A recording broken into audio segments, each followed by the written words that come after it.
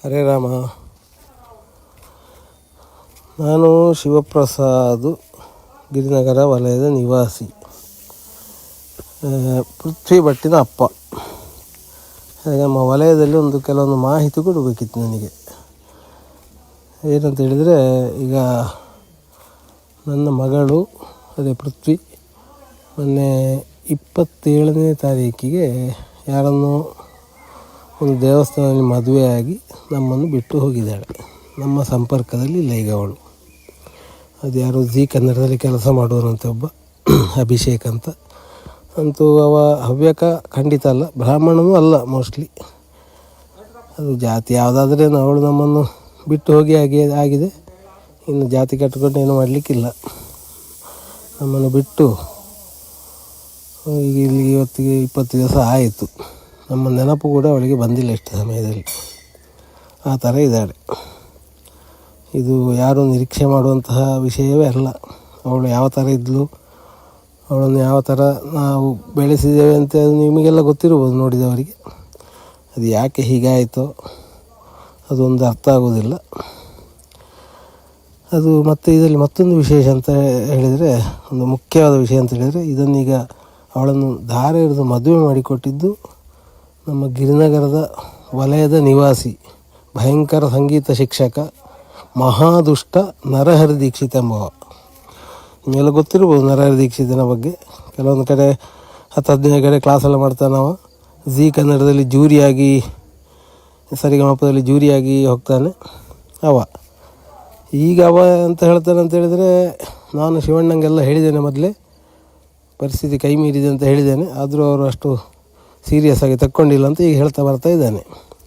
ಸತ್ಯ ವಿಷಯ ಏನಂತ ಹೇಳಿದರೆ, ಮಾರ್ಚ್ 7ನೇ ತಾರೀಕು ಅವ ಮನೆಗೆ ಬಂದಿದ್ದ ಅಂಥೇಳಿ. ಬರಲಿಕ್ಕೆ ಕಾರಣ ನಾನೇ ಹೇಳಿದ್ದವನಲ್ಲಿ, ಮಗಳಿಗೆ ಗಂಡು ನೋಡ್ತಾ ಇದ್ದೇನೆ, ನಿಮ್ಮ ಶಿಷ್ಯಂದಿರಲ್ಲಿ ಹವ್ಯಕ ಶಿಷ್ಯ ವರ್ಗದಲ್ಲಿ ಹವ್ಯಕರ ಯಾರಾದರೂ ಹುಡುಗರಿದ್ದರೆ, ಆರ್ಟಿಸ್ಟ್ಗಳು ಇದ್ದರೆ ಹೇಳಿ ಅಂತ ಫೋನ್ ಮಾಡಿದೆ. ಅದಕ್ಕೆ ನಾನು ಮನೆಗೆ ಬರ್ತೇನೆ ಅಂತ ಹೇಳಿದ. ಮಾರ್ಚ್ 7ಕ್ಕೆ ಬಂದ. ಮಾರ್ಚ್ 7ಕ್ಕೆ ಬಂದು ಹೇಳಿದ, ಜೀ ಕನ್ನಡದ ಒಬ್ಬ ಹುಡುಗ ಅಭಿಷೇಕ್ ಅಂತ ಹೇಳುವ ಪೃಥ್ವಿ ಹಿಂದೆ ಬಿದ್ದಿದ್ದಾನೆ, ಪೃಥ್ವಿಯನ್ನು ತುಂಬ ಇಷ್ಟಪಡ್ತಾ ಇದ್ದಾನೆ, ಪೃಥ್ವಿಗೂ ಸ್ವಲ್ಪ ಮನಸ್ಸಿದ್ದಾಗಿದೆ ಅವನ ಕೈಯಲ್ಲಿ, ಹಾಗೆ ಅದು ಏನಂತ ಒಂದು ಸಲ ಕ್ಲಿಯರ್ ಮಾಡಿಕೊಳ್ಳಿ, ಆಮೇಲೆ ಜಾತಕ ಕೊಡಿ ಅಂತ ಹೇಳಿದ. ಸರಿ ಅಷ್ಟೇ ಹೇಳಿದ್ದವ. ಬೇರೆ ಪರಿಸ್ಥಿತಿ ಕೈ ಮೀರಿದೆ ಅಥವಾ ಅವರು ಮದುವೆ ಹಂತಕ್ಕೆ ಬಂದಿದ್ದಾರೆ ಅದು ಯಾವುದು ಹೇಳಲಿಲ್ಲ. ಅದೀಗ ಅವನು ಹಾಗೆ ಹೇಳ್ಕೊಂಡು ಬರ್ತಾ ಇದ್ದಾನೆ. ಅದು ಯಾವುದೂ ಅವನು ಹೇಳಲಿಲ್ಲ. ಹಾಗೆ ಅವನು ಹೋದ ಮೇಲೆ ನಾನು ಪೃಥ್ವಿಯನ್ನು ವಿಚಾರಿಸಿದೆ, ಎಂಥ ಸಂಗತಿ. ಆಗ ಅವಳು ಹೇಳಿದ್ಲು, ಹೌದು ನನ್ನನ್ನು ತುಂಬ ಸಮಯದಿಂದ ಇಷ್ಟಪಡ್ತಾ ಇದ್ದಾನೆ ಅವ, ನಿಮಗೆ ಓಕೆ ಇದ್ದರೆ ನನಗೂ ಓಕೆ, ನಿಮಗೆ ಇಷ್ಟ ಇಲ್ಲ ಅಂದರೆ ನನಗೆ ಬೇಡ, ನೀವು ಹೇಳಿದ ಹುಡುಗನೇ ಮದುವೆ ಆಗುವುದು ಅಂತ ಹೇಳಿದ್ಲು. ಆದರೂ ನನಗೆ ಧೈರ್ಯ ಬರಲಿಲ್ಲ. ದೇವರ ಮುಂದೆ ಪ್ರಮಾಣ ಮಾಡು ಅಂತೇಳಿ. ಅವಳು ದೇವರು ಇಂಥದ್ದೆಲ್ಲ ನಂಬಿಕೆ ಜಾಸ್ತಿ ಇದೆ ಅವಳಿಗೆ. ಹಾಗೆ ದೇವರ ಮುಂದೆ ಪ್ರಮಾಣ ಮಾಡು ಅಂತ ಹೇಳಿದೆ. ಹಾಗೆ ದೇವರ ಕೋಣೆ ನಿಂತು ಪ್ರಮಾಣ ಮಾಡಿದ್ಲು, ಇಲ್ಲ ನೀವು ಹೇಳಿದ ಹುಡುಗನೇ ಆಗೋದು. ನನ್ನ ತಲೆ ಮುಟ್ಟಿ ಹೇಳಿದ್ಲು. ಇಷ್ಟೆಲ್ಲ ಮಾಡಿದ ಮೇಲೆ ನಾವು ನಮ್ಮ ಮಗಳನ್ನು ನಂಬದಿರಲಿಕ್ಕೆ ಸಾಧ್ಯ ಉಂಟಾ? ಯಾರಾದರೂ ನಂಬುದೇ ಅಲ್ವಾ? ಹಾಗೆ ಅವಳನ್ನು ನಂಬಿದೆವು ನಾವು. ಈ ನರಹರಿ ದೀಕ್ಷಿತ್ ಹೋದ ಮೇಲೆ ಅವಳ ವರ್ತನೆಯಲ್ಲಿ ತುಂಬ ಬದಲಾವಣೆ ಆಗಿದೆ. ಮಾತ್ರ ಒಂಥರ ವಶೀಕರಣಕ್ಕೆ ಒಳಗಾದ ಥರ ಇದ್ಲು ಅವಳು. ಅದು ಸ್ವಲ್ಪ ನಾನು ಈ ವಿಷಯದಲ್ಲಿ ಸ್ವಲ್ಪ ಸೀರಿಯಸ್ ಆಗಿ ಆಲೋಚನೆ ಮಾಡಬೇಕಿತ್ತು. ಅದು ನನ್ನ ಕಡೆಯಿಂದ ಒಂದು ತಪ್ಪು ಆಗಿದೆ ಅಂತೇಳಿ, ಅವಳ ವರ್ತನೆಯಲ್ಲಿ ಚೇಂಜ್ ಆದ ಕಾರಣ ಸ್ವಲ್ಪ ಆಲೋಚನೆ ಮಾಡಬೇಕಿತ್ತು ನಾನು. ಅದೊಂದು ಮಿಸ್ಟೇಕ್ ಆಗಿದೆ ಪಕ್ಕ 100%. ಹಾಗೆ 20 ದಿವಸದಿಂದ ಹಾಗೆ ಇದ್ಲು. 27ನೇ ತಾರೀಕು ಬೆಳಿಗ್ಗೆ ಒಂದು ಸ್ಟುಡಿಯೋದಲ್ಲಿ ರೆಕಾರ್ಡಿಂಗ್ ಇದೆ ಅಂತೇಳಿ ನಾನೇ ಬಿಟ್ಟು ಬಂದಿದ್ದು ಸ್ಟುಡಿಯೋಕ್ಕೆ. ಹೋದ್ಲು. ಮಧ್ಯಾಹ್ನ 3 ಗಂಟೆಗೆ ನಂದಿನಿ ಲೇಔಟ್ ಸ್ಟೇಷನಿಂದ ಫೋನ್ ಬಂತು ನನಗೆ, ನಿಮ್ಮ ಪೃಥ್ವಿ ಭಟ್ಟು ನಿಮ್ಮ ಮಗಳ, ಅವಳೊಬ್ಬ ಅಭಿಷೇಕ್ ಅಂತ ಹುಡುಗನನ್ನು ಮದುವೆಯಾಗಿ ಇಲ್ಲಿ ಬಂದೇಳಿ ನಿಮ್ಮ ಮನೆಗೆ ಬರ್ತಾರಂತೆ. ನಾನು ಹೇಳಿದೆ, ಬೇಡ, ಮನೆಗೆ ಬರೋದು ಬೇಡ. ಯಾವಾಗ ಇಷ್ಟು ದೊಡ್ಡ ಮೋಸ ಮಾಡಿ ಹೋಗಿ ಮದುವೆ ಆದಲೋ ಅವಳು ಮತ್ತೆ ಮನೆಗೆ ಬರೋದು ಯಾಕೆ? ನಾನಾದರೂ ಸ್ವಲ್ಪ ಇದಿದ್ದು, ನನ್ನ ಹೆಂಡತಿ ಅಂತೂ ಸಿಕ್ಕಾಪಟ್ಟೆ ಇದಿದ್ದಾಳೆ, ಅವಳ ಬಗ್ಗೆ ಭಾರಿ ಸ್ಟ್ರಾಂಗ್ ಆಗಿದ್ದಾಳೆ ಅವಳು. ಸಾಧ್ಯವೇ ಇಲ್ಲ, ಮನೆಗೆ ಬರೋದು ಬೇಡ, ಮನೆಗೆ ಬಂದರೆ ಇಲ್ಲಿ ಗಲಾಟೆ ಆಗುತ್ತೆ ಅಂತ ಹೇಳಿದೆ. ಸರಿ ಅಂತೇಳಿ ಹಾಗೆ ಅವರು ಹೋದವರು ಮತ್ತೆ ಸುದ್ದಿ ಇಲ್ಲ. ಮತ್ತು ಈ 20 ದಿವಸದಲ್ಲಿ ನಮ್ಮ ಒಂದೆರಡು ಸಲ ಫೋನ್ ಮಾಡಿದ್ಲು, ಸಾರಿ ಅಪ್ಪ ಅಮ್ಮ ಅಂತ. ಅದು ಬಿಟ್ಟರೆ ಬೇರೆ ಯಾವುದೇ ಕಾಂಟ್ಯಾಕ್ಟ್ ಇಲ್ಲ. ಅದು ಮರುದಿವಸ ಅವಳು ನನ್ನ ಅಕ್ಕನ ಮಗ ಫೋನ್ ಮಾಡಿದಾಗ ಅವಳು ಹೇಳಿದ್ಲಂತೆ, ಇದು ದಾರಿ ಹಿಡಿದಿದ್ದು ನರಹರಿ ದೀಕ್ಷಿತ್ ಅಂತ. ಅದು ಮರುದಿವಸ ಗೊತ್ತಾಯಿತು ನಮಗೆ. ಅದು ನಮಗೆ ಭಯಂಕರ ಆಘಾತ ಆಯಿತು ಮಾತ್ರ. ಈ ಮಗಳು ಮಾಡಿದ ಈ ತಪ್ಪಿನಿಂದಲೂ ದೊಡ್ಡ ಆಘಾತ ಆಯಿತು ನಮಗೆ ಈ ವಿಷಯ ತಿಳಿದು. ನಮ್ಮ ಹವ್ಯಕ ಸಮಾಜದಲ್ಲೇ ಇದ್ದುಕೊಂಡು, ನನಗೆ ತುಂಬ ಕ್ಲೋಸು ಇದ್ದಾವ, ನಾವು ಗೊತ್ತಿರೋರಾಗಿಕೊಂಡು ಹವ್ಯಕ ಸಮಾಜದಲ್ಲೇ ಇದ್ದುಕೊಂಡು ನಮಗೆ ಒಂದು ಮಾಹಿತಿಯನ್ನು ಕೊಡದೆ, ಅವ ಜೀ ಕನ್ನಡದಲ್ಲಿ ಕೆಲಸ ಮಾಡ್ತಾನಲ್ಲ, ಆ ಜೀ ಕನ್ನಡದಲ್ಲಿ ಏನೋ ಒಂದು ಲಾಭ ಕಂಡಿದ್ದಾನೆ ನಾವು, ಅದು ಏನಂತ ಗೊತ್ತಿಲ್ಲ. ಇಲ್ಲಾದ್ರೆ ಸುಮ್ಮನೆ ಯಾರು ಹಾಗೆ ಮಾಡ್ತಾರೆ. ನಮಗೆ ಯಾವುದೇ ಮಾಹಿತಿ ಕೊಟ್ಟಿಲ್ಲ.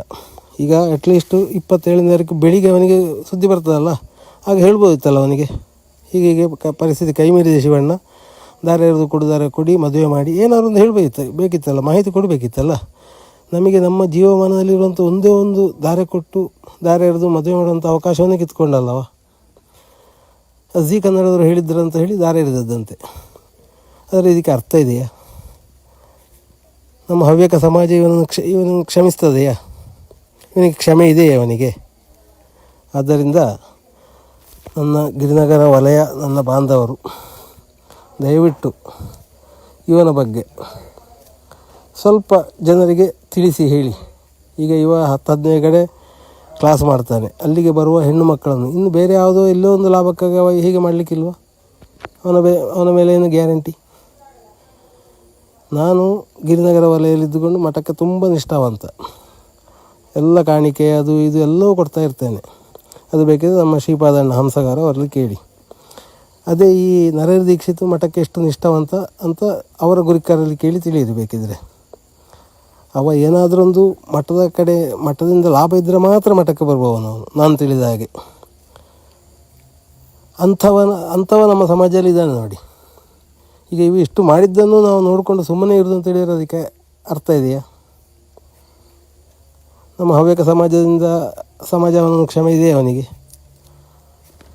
ಅದನ್ನು ನಮ್ಮ ಮೇಲೆ ಸ್ವಲ್ಪ ಸಹಾನುಭೂತಿ, ಕನಿಕರ ಇದ್ದರೆ ನೀವು ಮಾಡಬೇಕಾದ ಒಂದೇ ಕೆಲಸ, ಅವನ ಬಗ್ಗೆ ಇಡೀ ಬೆಂಗಳೂರು ಹವ್ಯಕರಿಗೆ ಅವನ ಬಗ್ಗೆ ತಿಳಿಸಿ.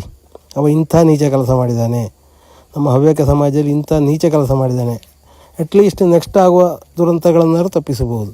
ನಮ್ಮ ಹವ್ಯಕ ಹುಡುಗಿಯರು ಎಷ್ಟೋ ಜನ ಅವನ ಕ್ಲಾಸಿಗೆ ಹೋಗ್ತಾರೆ, ಹವ್ಯಕ ಅಲ್ಲದವರು ತುಂಬ ಜನ ಬರ್ತಾರೆ. ಆದ್ದರಿಂದ ನಮ್ಮ ಹವ್ಯಕರಿಗೂ ಹವ್ಯಕ ಅಲ್ಲದವರಿಗೆ ಎಲ್ಲರಿಗೂ ಈ ಒಂದು ವಿಷಯವನ್ನು ತಿಳಿಸಿದರೆ ಒಳ್ಳೆಯದು. ಸಮಾಜಕ್ಕೆ ಮುಂದೆ ಸಮಾಜಕ್ಕೆ ಒಳ್ಳೆಯದು. ಹಾಗೆ ನಾನು ಇದನ್ನು ಮಾಡಲಿಕ್ಕೆ ಉದ್ದೇಶ ಅಂತ ಹೇಳಿದರೆ, ಒಬ್ಬೊಬ್ಬರು ಒಂದೊಂದು ಥರ ಫೋನ್ ಮಾಡಿ ಕೇಳ್ತಾಯಿದ್ರು ವಲಯದಿಂದ, ಇವರೆಲ್ಲ. ಹಾಗೆ ಯಾರಿಗೂ ಸರಿಯಾದ ಮಾಹಿತಿ ಇಲ್ಲ. ಅದಕ್ಕೆ ಬೇಕೇ ಈ ರೆಕಾರ್ಡಿಂಗ್ ಮಾಡಿ ನಾನು ಹಾಕಿದ್ದು. ಮತ್ತು ನಾನು ಗಿರಿನಗರ ವಲಯದ ನಿಷ್ಠಾವಂತ ಒಬ್ಬ ಮಠದ ಶಿಷ್ಯ. ನನಗೆ ಈ ಗಿರಿನಗರ ವಲಯದಲ್ಲಿ ಇದನ್ನು ಪೋಸ್ಟ್ ಮಾಡುವ ಒಂದು ಹಕ್ಕೂ ಇದೆ ನನಗೆ. ನನ್ನ ನೋವನ್ನು ಹಂಚಿಕೊಳ್ಳುವಂತಹ ಒಂದು ಅವಕಾಶವೂ ನನಗೆ ಈ ನಮ್ಮ ಗ್ರೂಪಲ್ಲಿ ಇದೆ. ಅದಕ್ಕೆ ಬೇಕೇ ಹಾಕಿದೆ, ಯಾರು ತಪ್ಪು ತಿಳಿಬೇಡಿ. ಆದ್ದರಿಂದ